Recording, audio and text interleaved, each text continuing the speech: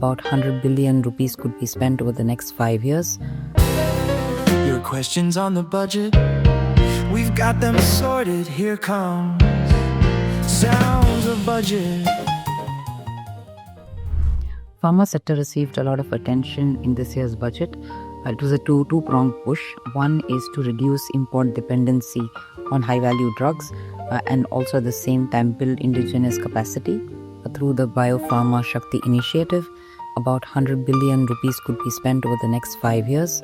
We think it's a very positive move because it does build on India's existing capabilities in generics, for example, and is also has a very strong export potential. So we see this as one of the bright spots in today's announcements. Your questions on the budget, we've got them sorted. Here comes sounds of budget.